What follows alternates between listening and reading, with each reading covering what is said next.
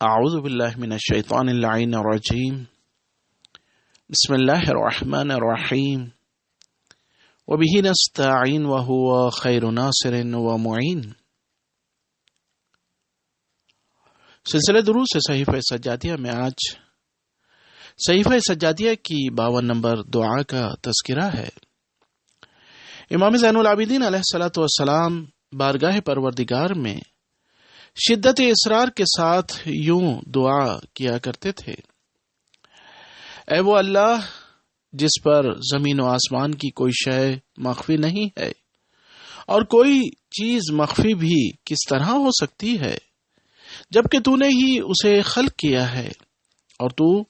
اس کا شمار کس طرح نہیں کر سکتا ہے جبکہ تو نے ہی اسے بنایا ہے،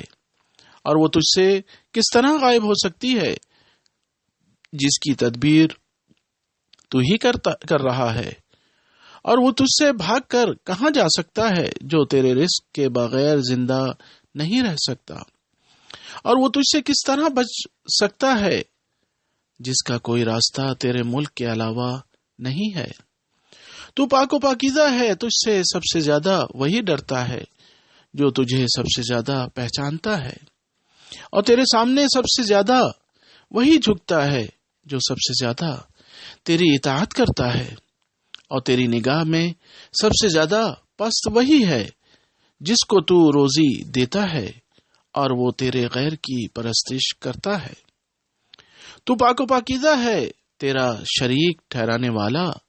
اور تیرے رسولوں کو جھٹلانے والا تیری سلطنت کو کمزور نہیں کر سکتا ہے، اور تیرے فیصلے کو ناخوشگوار سمجھنے والا تیرے حکم کا انکار نہیں کر سکتا، اور تیری قدرت کا جھٹلانے والا بھی تجھ سے بچ نہیں سکتا، اور تیرے غیر کی پرستش کرنے والا بھی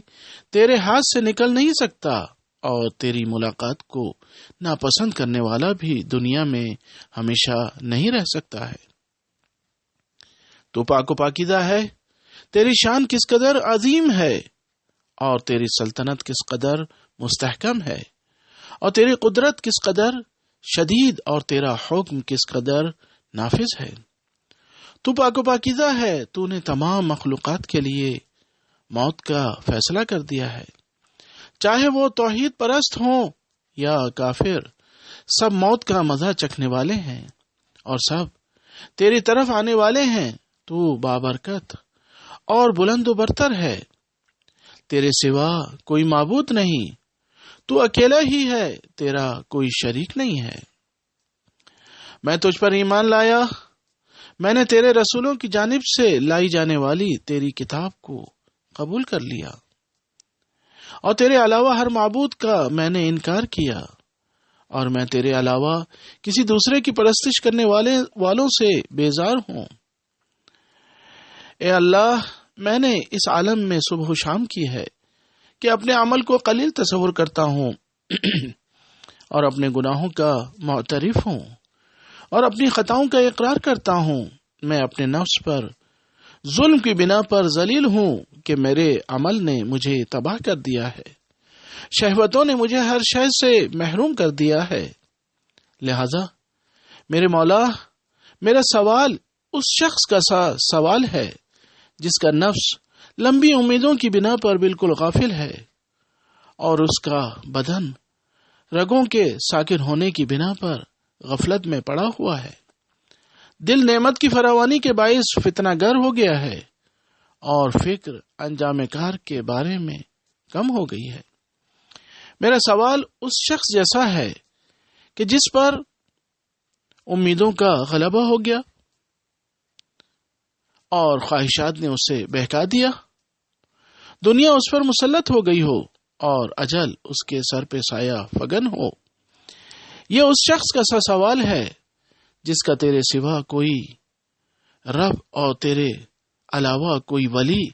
اور تجھ سے بچانے والا کوئی نہیں ہے۔ اے میرے معبود، تجھ سے اس حق کے واسطے سے سوال کر رہا ہوں جو تمام مخلوقات پر واجب ہے، اور اس عظیم نام کے واسطے سے سوال کر رہا ہوں جس کی تسبیح کا تو نے اپنے رسول کو حکم دیا ہے، اور تیری ذات کریم کے تیری ذات کریم کے جلال کے واسطے سے یہ مانگ رہا ہوں جو نہ کونا ہونے والا ہے اور نہ بدلنے والا ہے اور نہ متغیر ہونے والا ہے اور نہ فنا ہونے والا ہے۔ میرا سوال یہ ہے کہ محمد و آل محمد علیہ الصلاۃ والسلام پر رحمت نازل فرما اور مجھے اپنی عبادت کے طفیل ہر شے سے بے نیاز بنا دے، اور میرے نفس کو اپنے خوف کے ذریعے دنیا سے دل برداشتہ بنا دے، اور مجھے اپنی رحمت کے سہارے کثیر کرامتوں کے ساتھ واپس کر دے۔ اسی لیے میں تیری طرف بھاگ کر آیا ہوں اور تجھ ہی سے خوف زدہ ہوں، اور تجھ ہی سے فریاد کر رہا ہوں، اور تجھ ہی سے امید رکھتا ہوں، اور تجھ ہی سے دعا کرتا ہوں، اور تیری ہی پناہ چاہتا ہوں، اور تجھ ہی پر بھروسہ کرتا ہوں، اور تجھ ہی سے مدد چاہتا ہوں، تجھ ہی پر ایمان لایا ہوں اور تجھ ہی پر اعتماد رکھتا ہوں، اور تیرے ہی جود و کرم پر بھروسہ کرتا ہوں۔ وآخر دعوانا ان الحمد للہ رب العالمین۔